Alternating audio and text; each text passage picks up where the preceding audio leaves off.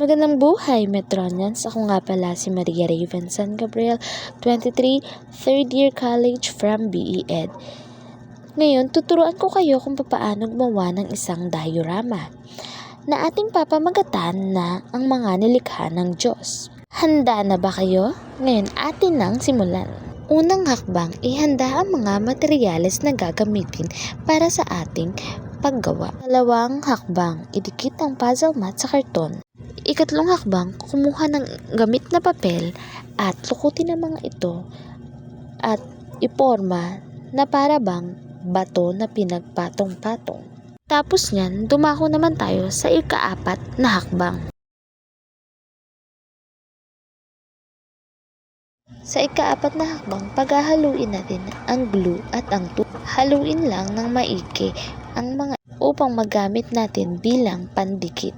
Ikalimang hakbang, ilubog ang mga pira-pirasong papel sa tubig na may glue at idikit ang mga ito sa nilikhang papel na bato. Antayin lamang natin ito na matuyo upang makulayan na natin. Alam nyo ba na ayon sa Biblia, partikular sa aklat ng Genesis, Kabanata 1 at 2, ay isinasalaysay dito sa loob ng 6 na araw, nilikha ng Diyos ang sanlibutan. Ngayon, tatalakayin natin kung ano-ano ang mga nilikha niya sa bawat araw na iyon. Sa unang araw, nilikha ng Diyos ang langit at lupa. Ang lupa ay wala pang hugis o anyo at ang dilim ang bumabalot sa kalaliman. Sinabi ng Diyos na magkaroon ng liwanag. At nagkaroon nga. Pinagbukod niya ang liwanag at ang dilim. Tinawag niyang araw ang liwanag at gabi naman ang dilim.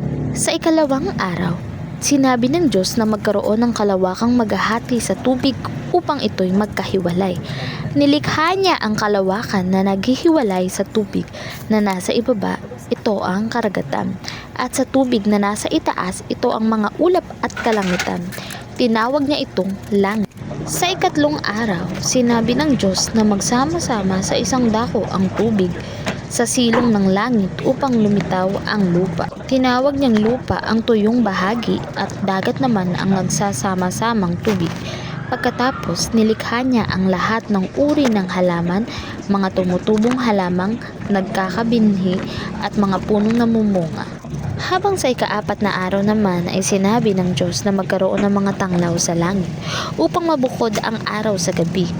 Nilikha niya ang dalawang malalaking tanglaw, ang araw upang magbigay liwanag sa maghapon at ang buwan naman upang tumanglaw kung gabi. Nilikha niya rin ang mga bituin upang maging katuwang na tumanglaw sa gabi.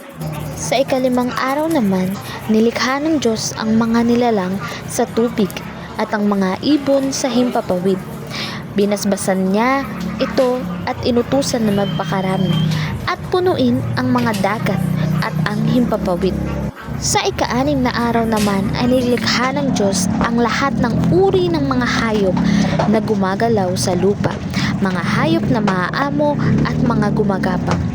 Pagkatapos, sinabi ng Diyos na lilikha tayo ng tao ayon sa ating larawan, ayon sa ating wangis, at doon na nga niya nilikha ang isang tao. Una niyang nilikha ay ang tao na lalaki at ito ay pinangalanan niyang Adan. At ngayon, napagtanto niya na nalulungkot ang taong kanyang nilikha. Kaya naman, gumawa siya ng isa pang tao na ayon sa kanyang wangis. At ito naman ay babae na pinangalanan niyang si Eva. Binigyan niya ang mga ito ng kapangyarihang mamahala at pangalagaan ang lahat ng kanyang nilikha.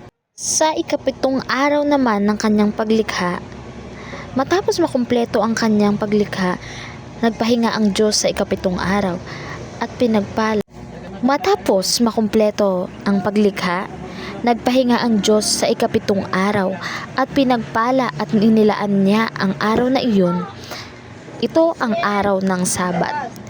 Sa araw na iyon, nagpahinga ang Diyos at pinagmasdan ang kanyang mga nilikha.